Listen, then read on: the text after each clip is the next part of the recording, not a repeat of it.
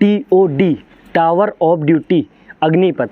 मैं माननीय राजनाथ सिंह रक्षा मंत्री सर से ये प्रश्न पूछना चाहता हूँ। वैसे मेरी कोई इतनी औकात या हैसियत नहीं कि मैं आपसे प्रश्न पूछ सकूँ, लेकिन मैं इस भारत देश का नागरिक हूँ और मैं उन सैकड़ों करोड़ों युवाओं की नज़रों से यह प्रश्न पूछना चाहता हूँ कि जिन्होंने TOD जिस दिन लागू हुआ उसी दिन सुसाइड कर लिया था। सर, आपने TOD लागू किया है, मुझे पता है आपने बहुत कुछ सोचा होगा तभी आपने TOD लागू किया है, लेकिन सर TOD लागू करने से पहले मुझे पता है कि आपने और आपके लोकसभा के सदस्यों ने इस पर गहन अध्ययन किया होगा। लेकिन सर, क्या आपने एक बार भी यह नहीं सोचा कि यह TOD देश के युवाओं नहीं सर, उन युवाओं जिसकी वजह से आप और हम चैन की नींद सो पाते हैं या जिनकी वजह से हम अपने बच्चे और परिवार को इस भारत देश में सुरक्षित महसूस करते हैं,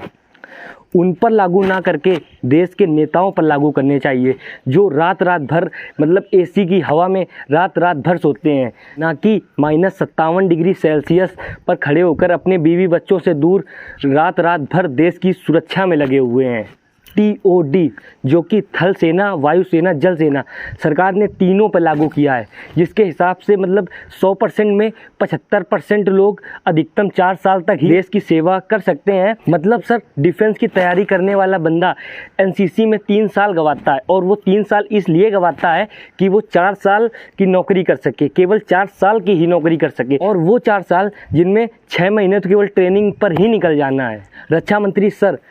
सैकड़ों करोड़ों युवाओं ने तो उसी समय दम तोड़ दिया था जब वो कोरोना के चलते भर्ती ना निकल पाने से वो ओवर एज हो गए थे, और बच्चे खुचे युवाओं वो आज दम तोड़ रहे हैं। वो इसलिए दम तोड़ रहे हैं कि वो जिनका सिलेक्शन हो गया था, और अब सरकार ये बोल रही है कि अब जो भी नए युवा सिलेक्शन लिए जाएंगे वो TOD के ही तहत लिए जाएंगे। मतलब जिन लोग सिलेक्शन हो गया था अब उनका भी रद्द कर दिया गया है। देश का नेता अपने पद पर 5 साल तक राज करता है और उसके बाद भी उसके लिए पेंशन की सुविधा सरकार ने उपलब्ध कर रखी है, और भारत का युवा जो कि देश की रक्षा करना चाहता है वो केवल 3.5 साल ही रक्षा कर सकता है, और उसके बावजूद भी सरकार ने उसके लिए पेंशन की सुविधा को खत्म कर दिया है। मतलब सर, नेताओं से नहीं बल्कि देश के सैनिकों से पेंशन का खर्च बचाया जा रहा है। दुख तो होगा ही साहब जब 4 साल सर्दी, बारिश, धूप, गर्मी में मेहनत करने के बाद नौकरी तो नहीं मिली और मिला तो ऊपर से TOD टावर ऑफ ड्यूटी। माननीय रक्षा मंत्री राजनाथ सर, मैं आपसे ये नहीं बोलना चाहता कि आपने जो फैसला लिया है वो गलत है,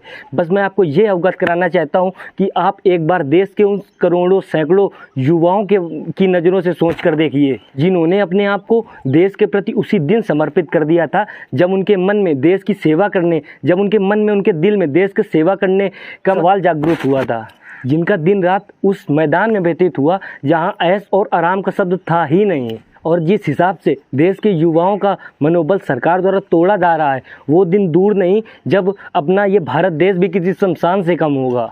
और मैं इसी के साथ अपनी वाणी को विराम देता हूं, और मेरे द्वारा बोले गए वचनों में किसी को अगर कोई वचन कड़ुक लगा हो तो मैं उसके लिए क्षमा चाहता हूं। और मैं अपने युवाओं से भी बोलना चाहता हूं जो अपने फ़ौज की तैयारी के लिए संघर्ष कर रहे हैं कि भाई, जमाने भर में मिलते हैं आशिक कई, लेकिन वतन से खूबसूरत कोई सनम नहीं होता।